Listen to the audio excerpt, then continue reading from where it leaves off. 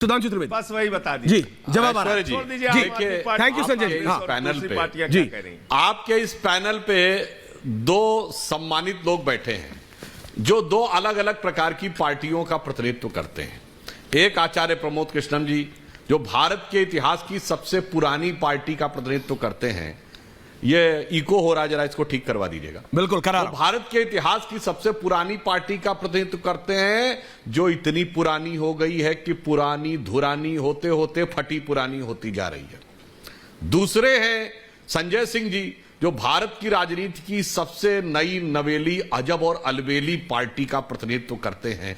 और कितना सुंदर सुंदर उन्होंने वक्तव्य दिया। बिल्कुल उन्होंने वेंडेटा नहीं बोला। ये तो वो पार्टी है जिसने कहा था आरोप लगते ही इस्तीफा और तुरंत केस लोकपाल को सौंप देना चाहिए और सारी संसद चोर है, इसलिए पॉलिटिक्स में तो हम कभी आएंगे नहीं। और आज मैं देख रहा था संजय जी चुन चुनकर अपने हिसाब से जिन जिन को भ्रष्टाचारी मानते थे कैसे कैसे उनके बचाव में उन भ्रष्टाचारों को इनके हिसाब से जो भ्रष्टाचार था सबको कोट कर रहे थे। इसे कहते हैं अद्भुत अलबेली अजब और नई नवेली पार्टी। इसे सत्ता की लाचारी कहा जाए या कुर्सी की बलिहारी कहा जाए या राजयोग से उत्पन्न राजरोग कहा जाए। अब मैं इनको इस बात का जवाब देता हूं, क्रमशः तथ्यात्मक जवाब।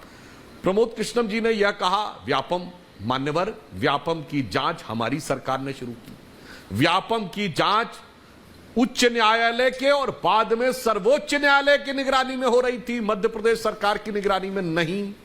नंबर 3, न्यायालय ने उससे पूरी संतुष्टि व्यक्त की। नंबर 4, आपके दो बड़े नेता जो वर्तमान में दोनों ही राज्यसभा के सम्मानित सदस्य हैं, एक तो बहुत बड़े नेता हैं जो अनेक अनेक प्रकार के बयान देते रहते हैं, एक बड़े वकील हैं, मैं नाम नहीं ले रहा हूं।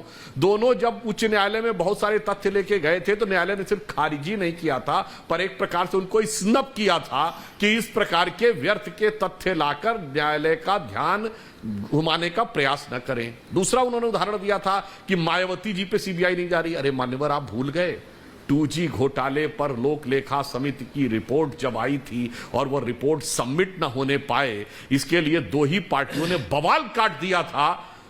तब डॉक्टर जोशी हमारे पीएससी के चेयरमैन थे। सपा और बसपा एक हफ्ते के अंदर सीबीआई ने केस हटा लिए थे। अब कहां जाएगी भाई, केस खत्म। यूपीए 1 में ही मामला निपटा दिया गया था आप, और वो शायद उनके ध्यान से हट गया होगा। संजय सिंह जी जो बात बोल रहे हैं उन्होंने बात कही, उनकी बात पे बिल्कुल मानता हूं। भाई तृणमूल कांग्रेस का तो ये स्टैंड है कि शारदा घोटाला तो घोटाला ही नहीं था। एक बार वो तृणमूल कांग्रेस या ममता बनर्जी ये कह दें कि वो घोटाला था, मैं जवाब देने को तैयार हूं। ये देखिए विचित्र प्रकार का तर्क है, जिसको वो कहते हैं कि घोटाला नहीं है, मगर हमारी ईमानदारी देखिए। यदि हमने केस दर्ज किया है तो कोई केस विड्रॉ नहीं किया जैसे 2G घोटाले के बाद विड्रॉ हुआ था। पर जो लोग कहते हैं घोटाला नहीं है वही घोटाले पे जवाब मांगे तो यह बात बहुत हास्यास्पद लगती है। हेमंत विश्व शर्मा जी के बारे में कह रहे थे, हेमंत विश्व शर्मा जी पे किसी प्रकार का कोई केस दर्ज हो तो बताइए। अब चौथी बात कहना चाहता हूं कि भाई आज आप देखिए जब इनकी पार्टी के ऊपर आरोप लगता है आबकारी का तो कभी दुहाई देते हैं ईमानदारी की, तो कभी दुहाई देते हैं बिरादरी की, तो कभी बात करते हैं लोटस का, कभी बात करते हैं बोगस का, और हर दिन एक नया शगुफा। आज क्या शगुफा कह रहे हैं, अरे हमारी पार्टी तोड़ दी जाएगी, हमारी पार्टी के नेता। अरे मान्यवर 90% बहुमत है आपका, 70 में 62 विधायक आपके हैं, कोई मजाक है? मतलब 35 में बहुमत होता है, आधी पार्टी टूट जाएगी तब जाके सरकार बदलेगी। मतलब यह बहुत साफ है कि इनको तथ्यों पे जवाब न देकर अगर तथ्यों पे बात की जाए तो दोनों पार्टियों का चरित्र एकदम जनता के सामने साफ है।